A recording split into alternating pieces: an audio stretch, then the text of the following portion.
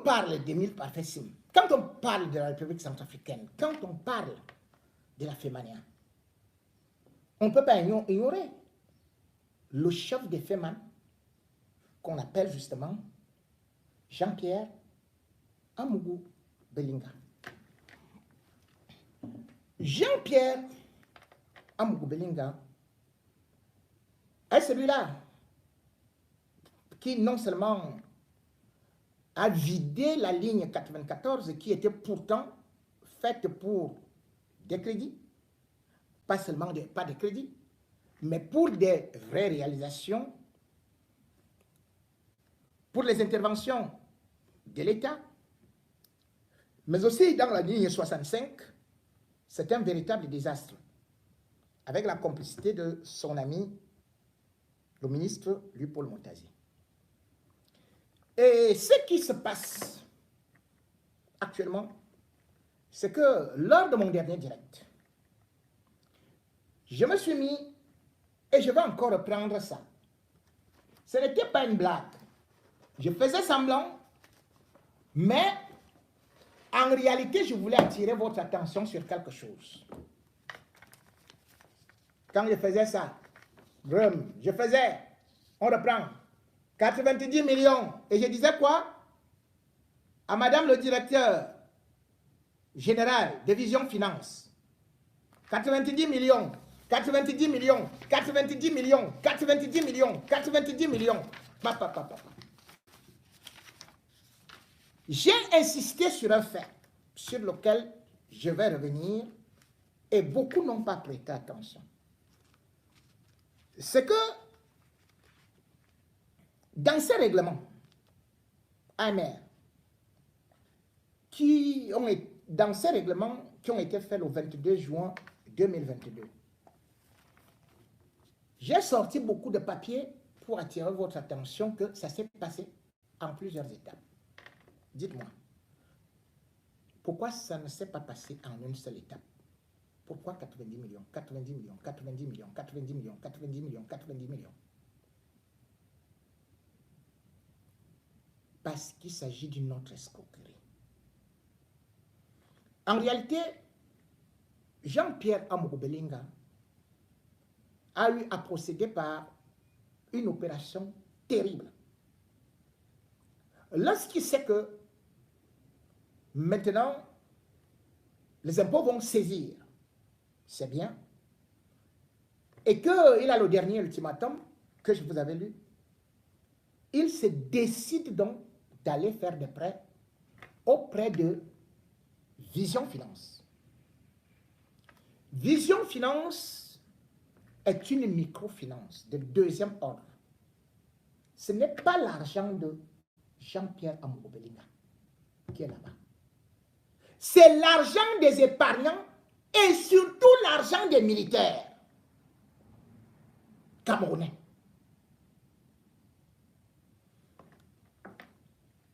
Comment ça se passe? Dans la lettre de recouvrement, ou bien celle qui est envoyée par la Direction générale des impôts, elle date du 11 mai 2022, où on signifie à Jean-Pierre Amougou Belinga que avis à tiers détenteur et autres contraintes extérieures ont été signifiées aux banques où il a des comptes. Ces banques, c'est quoi? C'est la BGI Bank, c'est Afriland Bank, c'est la SCB, c'est la Payserie Générale. Attendez. Maintenant, on demande à Amougou Belinga de payer. Quand on avait bloqué ses comptes avaient été bloqués pour un montant de 17 milliards 852 millions qu'il devait à l'État comme avance. Parce qu'il devrait payer 30 milliards. Là, il n'a payé que 1,7 milliard. Comment se peut-il qu'on a bloqué les comptes d'Amougou Belinga à Afriland First Bank? Et maintenant, pour payer, il utilise plutôt Vision Finance. Vous voyez l'escroquerie? Les comptes d'Amour Belinga et les comptes même de Vision Finance sont à Afriland. Maintenant, qu'est-ce qu'il fait? Puisqu'il a vidé les comptes, comme je vous avais dit, parce qu'il s'apprêtait à s'enfuir, et d'ailleurs, je vais y revenir sur ce qui se passe avec ces journalistes en ce moment. Eh bien, qu'est-ce qu'il fait? Il prend des crédits au niveau de Vision Finance. Il demande à la directrice, tu me fais des crédits. Parce que selon le mode de fonctionnement, Vision Finance donne des crédits aux micro-entreprises, aux entreprises et aux particuliers. C'est pour cela que c'est scindé en plusieurs parties. 90 millions, crédit. 90 millions, crédit. 90 millions, crédit. 90 millions, crédit. Alors que, et il y a un quota qu'il ne faut pas atteindre. Donc, même aux établissements fictifs que lui-même crée, il a donné le crédit à ces entités-là. Or, cet argent vient d'où? Ce n'est pas son argent. Quand on dit que vous avez une microfinance, cela veut dire qu'il y a des épargnants. Ces épargnants payent, ne serait-ce que pour s'inscrire, pour ouvrir leur compte, ce qu'ils appellent le compte courant. C'est 2500. Et puis, il y a 20 000 comme caution. Mais ça ne s'arrête pas là. Les épargnants de Vision Finance ont aussi des comptes qu'on appelle le PEL, c'est-à-dire le plan épargne-logement. Ces plans épargne-logement ont été ouverts par les fonctionnaires et aussi par des militaires. Vous allez me demander comment est-ce que les militaires et les fonctionnaires se retrouvent là. C'est simple. Vision Finance est créée par un plan machiavélique orchestré par Amour Belinga et Louis-Paul Montazé, qui lui donne l'agrément le 11 mars 2019. Et lui donne cet agrément d'ouvrir cet établissement pour qu'il puisse faire un blanchiment. Et bien évidemment, c'est lui qui va faire que les comptes des militaires, les salaires des militaires soient domiciliés là-bas. Donc, il y a au moins 10 000 militaires qui sont domiciliés à Vision Finance, qui touchent leur salaire. C'est pour cela que quand vous voyez les agences de Vision Finance qui ont ouvert, parce que les premières agences, c'est-à-dire que l'agence à la montée de Anne Rouge au marché central, puis il y a, bon, il y a même l'autre là, quoi, il y a un autre, bref. Ces agences, les 3 premières agences qui ont ouvert en avril 2019, il n'y avait pas encore ces militaires-là. Mais c'est Montazé qui domicilie les fonctionnaires du ministère des Finances de la catégorie C à Vision 4, Vision Finance. Et c'est lui aussi qui domicilie les militaires là-bas. C'est-à-dire que quand la fonction publique a déjà fait les états de salaire, c'est au ministre des Finances de décider que je vais payer dans telle ou telle coopérative, dans telle ou telle microfinance ou dans telle ou telle banque. Et c'est comme ça qu'il a envoyé bon nombre de militaires et bon nombre de fonctionnaires là-bas. Ça permet à Amour Belinga et lui-même, premièrement, quand quelqu'un touche son salaire, il a déjà sur le salaire des militaires, au moins la microfinance garde 1000 francs CFA ou 3000. C'est selon la catégorie et selon la somme que tu touches comme salaire. Sans pour autant oublier ce qu'on appelle dans les banques les agios. Et il y a aussi ce qu'on appelle les quinzaines. Donc, quand vous prenez une quinzaine, peut-être 30% ou bien 50%, eh bien, il y a les intérêts qu'on paye. Maintenant, avec les sommes d'argent qu'ils ont eu à introduire là-bas, vous avez pu constater que pendant des contrôles, d'ailleurs, la NIF et d'autres instruments qui ont pu contrôler Vision Finance ou bien le groupe L'Anecdote, ont trouvé un flux financier qu'ils ne comprenaient pas, ils ne savaient pas d'où est-ce que ça venait. Parce qu'en réalité, Louis-Paul Montazé et Jean-Pierre Amour Belinga voulaient conduire Vision Finance à ce qu'elle devienne une banque de premier ordre. Mais celui qui a eu à battre cette idée en brèche, ou bien plutôt à mettre ça dans la poubelle, c'est Ferdinand Gongo. Puisque justement les sociétés d'État étaient déjà domiciliées là-bas, et finalement, Ngongo a décidé que désormais c'est le trésor public. C'est-à-dire que c'est venu de la présidence de la République que c'est désormais, comme en France par exemple, ici c'est le trésor public qui émet les chèques. Donc, et maintenant, il ne leur reste plus que leur argent qu'ils ont volé pour mettre là-bas, essayer de faire le blanchiment, et puis la COBAC n'y voit que flou et tout ça. Mais le pire, c'est que quand il prend cet argent, il va rembourser ça comment? Les militaires ont ouvert leur compte, comme par exemple le plan épargne logement. Si celui-là dit qu'il veut dire son argent, qu'ils essayent, il n'y a rien là-bas. Il n'y a rien là-bas. Amouk Bellinga a tout raflé. Il a tout raflé. C'est ça qui est la réalité. Et ça risque de déstabiliser le pays. Parce que maintenant, il faut attendre tout simplement l'argent qui vient des finances. Ils vont certes payer les salaires. Mais lorsque d'autres vont demander des crédits, ils ne peuvent pas donner de crédit. Parce que quand vous allez d'ailleurs à Vision Finance, vous allez voir que toutes les autres coopératives ou microfinances ont souvent plein de gens. Et d'ailleurs, c'est pour ça que vous voyez que la CCA, rapidement, c'est la COBAC qui a imposé à la CCA de passer à la banque de premier ordre, comme également aussi. Bon. Mais à Vision Finance, vous ne trouvez des clients qu'à la fin du mois, c'est-à-dire les militaires. Imaginez un pays comme le Cameroun, où les militaires se retrouvent sans leur argent. Imaginez ce qui va se passer. Et là, c'est un risque de déstabilisation. Amouk a dit qu'il défend Paul Biya. Il ne défend pas Paul Biya. Ils sont d'un camp qui veulent avoir le pouvoir en utilisant le nom de Paul Biya. La preuve, c'est que comment vous pouvez expliquer toujours dans la même catégorie de déstabilisation? Je vous donne un exemple qui est simple, clair. Qui est chargé de la sécurité d'Amouk Bellinga? C'est le colonel Nsoué. Le colonel Nsoué, vous entendez bien? Le colonel Nsoué, il a été chassé par Biya en 2012 pour détournement et escroquerie. Il était le patron de la garde présidentielle.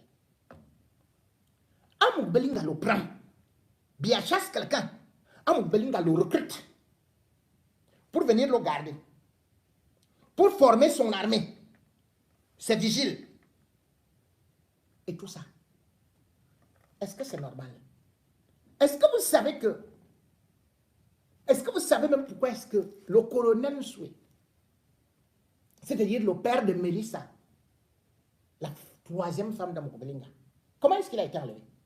Juste c'est parti du simple fait que, pas d'un simple fait, que le 23 décembre 2012, Paul Biya était au stade Amadou Ahidjo.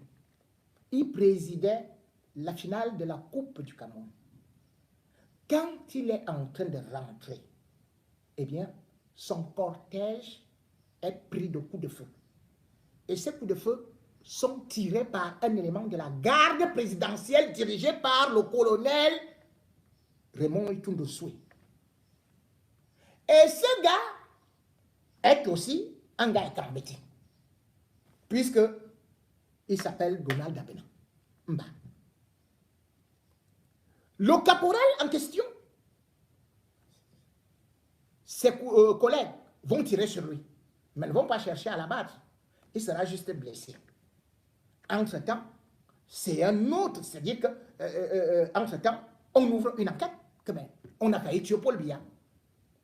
C'est en ouvrant cette enquête qu'on va se rendre compte que non seulement il y avait des courriers qui étaient adressés à la présidence contre le colonel Nsoué qui détournait 300 millions que la présidence de la République, que Paul Biya débloqué pour donner comme un peu quoi là, le pourboire à ses militaires et tout, à ceux qui l'encadraient, à ceux qui étaient autour de lui, hors salaire, hein, que va partager ceci. Mais le colonel Itoundou Nsoué, lui prenait cet argent, il bouffait ça avec quelques-uns de ses amis. Et du coup, les autres éléments de la garde présidentielle s'étaient fâchés. Et ils étaient donc obligés d'écrire au président de la République qui n'avait pas réagi, comme d'habitude. Et ils avaient donc fait le plan. Au départ, celui qui voulait choisir, c'était un gars Bamileke. Puis ils ont dit, non, si on envoie un Bamileke, les gars, ils vont profiter pour dire que les Bamileke veulent déjà tuer un président Ekambeti. C'est pour ça qu'ils ont pris un gars du village. Que tu vas tirer, nous, on ne va pas t'abattre, et comme ça, Biya sera au courant. Et c'est comme ça que Etunusue a été viré de la garde présidentielle. Donc, vous voyez déjà que là-bas, il avait déjà un problème avec des militaires qui ont failli déjà faire une mutinerie. Le même Amougou va prendre de l'argent au lieu d'aller dans ses comptes à Afrilan. Il va dans Vision Finance. Il puise tout cet argent-là. Et ce n'est pas encore terminé. Hein? Parce que les impôts arrivent encore avec une autre facture. Puisque vous savez que la première facture, normalement, c'était 17 milliards. 852 millions. Pour un total de 30 milliards. Il n'a payé qu'un milliard. Hein? Et 700 millions, il commence déjà à pleurer. Il est déjà parti ramasser tout l'argent des autres. Tout ce qu'ils ont épargné, et tout, et tout, et tout. Il va faire comment? C'est donc là où j'ai dit le danger de ceux qui prétendent supporter Biya. Et là, vous voyez, lui, Paul Motazi, lui a donné cet agrément-là.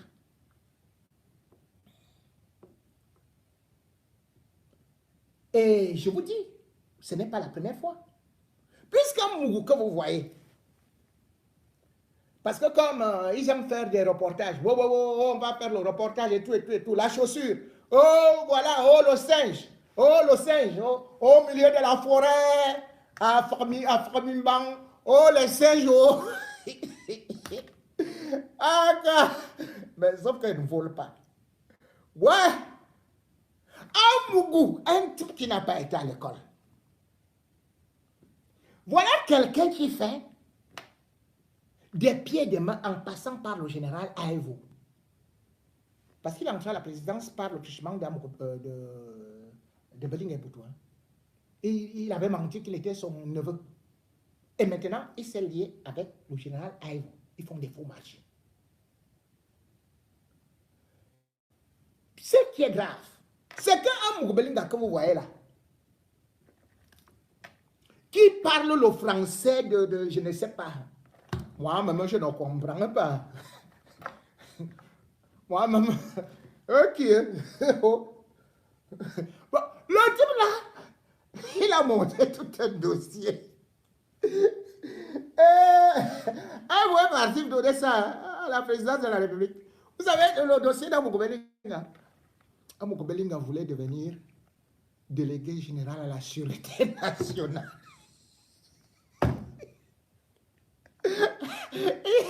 Si ce n'est pas ça, il voulait aussi être secrétaire d'État à la défense. Et vous savez, le diplôme qu'il avait mis, il avait volé un diplôme là à soi, licence. Et il avait envoyé quelqu'un composé à sa place. Et Mbida, Albert Mbida, le sénateur là, il avait attrapé la personne là pendant la surveillance. On a attrapé la personne a dit pardon, le patron va te donner des millions. C'est pour ça que vous ne pouvez pas parler devant Albert Mbida. Donc c'est avec le faux diplôme là qu'ils ont monté les trucs. Amoukou-Belinga veut remplacer Mbargangele. Oh, ouais, ça arrivait devant Biya. Biya dit, hein? Donc le type, si, il ne se contente plus de faire le commerce ou bien de voler tout simplement la ligne 94. Maintenant, il veut d'ailleurs aussi devenir... Hey, c'est là où on lance donc les enquêtes contre lui. Le BQR parle, le bulletin quotidien de renseignement. On se met donc à filer à Amoukou-Belinga. Et Amoukou-Belinga, parce que lui il est en contact avec juste quelques oiseaux de mauvaise augure comme ça, et Aevo, qui disent que non, les gens viennent de ton entourage et tout et tout. Paf! Il attrape Obama. C'est comme ça qu'il l'a attrapé dans Obama. C'était le 18 juin 2020.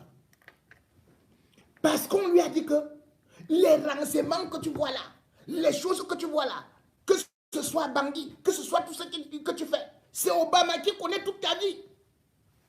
Obama arrive donc un matin, au gars d'autrui est bien centré comme ça là. Mugabe a positionné ses gendarmes de la brigade territoriale de Sam. Yaoundé 3e. Ah oui, il avait donné un peu d'argent là. Il avait donné combien là? Il avait donné 2 millions au commandant. Le commandant lui-même, il a assuré les opérations. Il avait donné 1,5 million au procureur. Aïe, Obama n'est même pas convoqué. Hein. Il n'y a pas de mandat à amener. Le gars là a attrapé Obama. On a attrapé Obama. Le filmé, on a déchaussé le gars d'autrui. C'est pour ça que vous avez vu les trucs qui étaient là. Haute trahison en complicité avec les hautes personnalités de la République. Abus de confiance. Et puis il parle même de détournement. Voilà là où Obama a été arrêté. Les gens qui parlent là, qui ne connaissent pas Moubelinga, moi je suis beaucoup, j'ai pitié de vous. Ces journalistes qui vont faire ce reportage-là, vous avez vu ce qu'il a fait Obama? Obama n'y était au courant de rien. C'est les services, les renseignements généraux qui espionnaient Amougou, qui avaient infiltré, et il y avait même 2 policiers dans son équipe qui le surveillaient. Sans pour autant oublier que à côté de lui, on avait placé 2 call box. Les call box, lui, croyaient que c'est les vendeurs. Or, c'était les anti-gants. C'était les gars des renseignements. Même les gars qu'ils voyaient, tous ces gars-là, même ceux qui traînaient en civil, c'est comme ça qu'ils font. On peut même positionner un fou à côté de toi. C'est comme ça que les renseignements généraux travaillent. Donc, ils le suivaient. Et lui, il a cru que c'est Obama qui est parti le trahir, qui voulait devenir délégué général de la Sûreté nationale, qui voulait devenir CED et tout et tout. Mais sauf qu'après avoir arrêté Obama, n'est-ce pas qu'il a encore dit qu'il voulait devenir député. Député, c'était le 13 novembre. Ces journaux-là qui titrent souvent que j'ai été opéré de derrière ou de quoi là, qui me donnent même souvent ou des maris blancs et quoi. Moi, je ne sais même pas, les gars là. Info matin, je te salue, oh. Mon cousin, je te salue. Quand tu me sabotais, est-ce que tu savais que Amougou allait être en guerre avec toi? C'est toi qui avais titré. Hein? C'est toi. Oui, tu es là, tu es comme ça là. Tu dis, tu es. Tu es en train de pleurer partout. Je vous avais dit que quand Amougou vous utilise, il finit par vous broyer. Que voilà alors, tu es maintenant où? Donc, il a utilisé informateur, il a utilisé encore l'anecdote et puis un autre truc, machin, voilà. Et ils ont titré que l'appel du peuple, c'est-à-dire que le peuple veut déjà que Amougou devienne député. C'était le 13 novembre 2019. À peine il avait publié ça, bam, le coup de fil est venu de tout dit. On lui a dit, ne tente même pas. Retire les choses là. Le lendemain, il a dit non, je ne veux plus moi être député. Il avait déjà distribué de l'argent. Hein. Vous savez pourquoi? Je vous annonce ça. Amougou Belinga sera arrêté. Amougou, je sais que tu m'écoutes, non? Si tu vas en Paris, moi je t'annonce déjà, on a déjà donné le OK. Ça va prendre même 3 ou 4 mois là. 5 mois, je ne sais pas. Tu connais. Mais moi je te dis, je ne peux pas te mentir. Si tu veux, tu prends seulement les buissons. Si tu veux, tu... Ouais. Ne fais pas comme ton ami, Atanakuna, qui était parti avec les éléments d'un banquier qui s'est déguisé en femme et tout, qui est parti là à l'hôtel. Il reprend les pistes que tu prenais souvent là, quand tu allais à la chasse des rats palmistes. Prends là-bas. Et comme tes pieds sont comme ça là, tu prends même là, tu plonges dans l'oignon, tu traverses ça. Toi, tu sais que tu as l'avantage, comme tes pieds sont comme ça. Hein? Tu sais qu'on t'appelait Mani Loali. Tu nages seulement comme ça. Tu traverses. Sinon, oh, ce qui va t'arriver. C'est pour ça qu'on a donc refusé que tu sois député. Parce on ne voulait pas que tu aies une immunité. On est en train de tourner avec toi. Tu sais pourquoi? Celui que tu vois là, comme Bango, lui, il a son argent dans les comptes. Hein. On va d'abord vider tous tes comptes Nawab. Hey, hey, tu vas manger le pelé macabre. C'est-à-dire que, ouais, le pelé macabre que tu es en prison là, et tu prends le macabre avec l'huile, tu tournes, tu tournes. Alors, le pelé macabre, elle a dit, hein, voilà, tu t'apprêtes encore, quand tu étais vers Mbalmayo là, on est les pères assis que tu ramassais souvent pour tremper dans l'eau avec le sucre là. C'est ça qui arrive, hein. Les gars là, ils te ramassent. Mon père, mon père, mon père va tout vider. Mon père va, je dis, hein, il n'y aura rien qui va rester dans tes comptes avant de t'arrêter. C'est ça leur plan. Donc, pour l'instant là, moi j'ai vu comment est-ce que tu as licencié ou quoi là, les Salamatou Badian. Salamatou Badian, toi tu l'as licencié, pourquoi? Parce que tu te dis que j'ai donné comment est-ce qu'elle devait fuir avec ton argent. Et tu dis que c'est elle qui a trahi, qui est venue me voir. Donc toutes les informations que j'ai sur toi là, c'est Salamatou Badian. Hein? Salamatou Badian, je connaissais le plan, comme je connais tous tes plans, non? Tu devais passer, hein, pour aller quelque part là, et puis traverser vers le Nigeria, aller dans l'état de l'Adamawa. Adamawa qui s'écrit avec W-A. C'est au Nigeria. Hein? Après, par la suite, elle devait prendre le vol pour Lagos, puisque à partir de la, quand tu es déjà au Nigeria, on ne te demande pas le passeport. Hein? Allez, tu t'envoles. Maintenant que le plan a échoué, toi tu viens, tu dis, tu l'as licencié pour faute grave. Mesdames et messieurs, c'est quoi faute grave? C'est la même expression qu'il a utilisée pour les autres. Hein? Faute grave. Nadine Patricia, faute grave. Prince Jesse,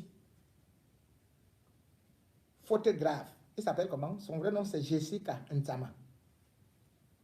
Mais curieusement, tu as eu à la reprendre. Dis la vérité au peuple camerounais. Pourquoi tu licencies ces gens-là? Un patron de médias, on ne peut pas passer le temps à écraser toutes les petites qui arrivent. C'est terrible. Et on s'appelle Zomlor. Dès qu'une petite vient, atoum, atoum, atoum. Le matelas est derrière ton bureau pour faire quoi? Et le gars, si... Je comprends pourquoi tu es l'ami de Touadéra. Touadéra, déjà, on le surnomme même en République centrafricaine. Bangala en colère. Un fief d'État, il est surnommé Bangala en colère. Viviane Andrea, Bessala. Bessala, oh, Bessala. C'est comme ça que tu chantais souvent dans son oreille, non? Tu l'as aussi licencié, celle qui présentait le journal de 12 heures là. Ce n'est que Jessica que tu as repris. Tu licencies quelqu'un aujourd'hui. Tu reprends la personne 24 heures de temps après. Tu es normal. Maman Sarah, va soigner ton gars là. C'est déjà trop grave là-bas. C'est pour ça que j'ai dit aux gens, on ne peut pas gérer un média à la façon campagnarde. Mais dans une société, même dans une boulangerie, avant de te licencier, mais n'est-ce pas qu'on te donne une demande d'explication? N'est-ce pas qu'il y a les blâmes? N'est-ce pas qu'il y a des mises à pied? Ah, lui, il reste chez lui. Il regarde, ok, qui parle dans ma télé comme ça? Appelez celui-là. Ok, enlevez-le. Après, il regarde comme ça là. Vous dites que c'est qui là? Hein? Il a dit que quoi? Enlevez-le. À qui? Et le pire, c'est que c'est là aussi, il cherche ces petites. L'autre là, comment on l'appelle? Nathalie K. L'activiste, l'influenceuse là. Elle a quand même de belles lèvres pulpeuses. Hein? Elle est bien. Non, c'est ça. Non, pour une fois, tu as eu le goût. Elle fille vient passer dans ton émission chez toi. Tu envoies tes journalistes et animateurs en course que, j'ai dit, hein, donc Nathalie vient parler dans mes médias, vous ne me direz pas. Maintenant, dis-lui alors de revenir ici. C'est ça qu'elle était revenue. Je connais quand même la somme que tu avais débloquée. Bon, au moins là, tu n'es pas... tu n'es pas trop chiche, hein? Mais bon. Donc, si on gère un média en faisant un chantage sur les employés, sur des femmes, et on veut se faire appeler les hommes là, et on veut comme moi, je respecte ça. Mais non. C'est pour ça que je dis que lorsqu'on a pris l'argent de l'État, notre argent, on doit un temps soit peu être humble. À vouloir trop montrer qu'on est le roi, le pape des médias et que les autres sont comme des esclaves. Regardez comment est-ce que Nadir Patricia a été ridiculisée. Comment est-ce qu'elle a été chassée. Perfecto, qui parlait fort. Regardez comment il a été mis comme dehors, comme un malfrat. Regardez comment est-ce que les autres, Jean-Jacques Zé, on a botté ses fesses. Et puis on continue à vous envoyer de venir m'engueuler. Et maintenant, il a un autre objectif. Hein. Il dit qu'il va envoyer Bonnie Philippe là. Il a fait un plan avec Daffy Duck qui vont envoyer Bonnie Philippe au choc contre moi. Et après, ils vont encore le licencier. Ils disent que Bonnie Philippe doit aller. On va faire qu'un Bonnie Philippe, comme il était chez G.Point, quand G.Point était directeur là, on va faire que il a d'abord l'insulter. Comme ça, quand il finit de l'insulter, on le met dehors. Tout ce que vous faites, n'est-ce pas, je suis au courant. Bonnie, moi, j'annonce déjà ton licenciement. Oh, c'est pas moi. Moi, j'annonce toujours. Comme il a dit que, regardez, demain ou après-demain, ce qui va arriver. Parce que je ne dis que la vérité, même si c'est avec des gens qui sont de ma contrée, parce que j'ai juré sur l'autel de Dieu, ne pas reculer.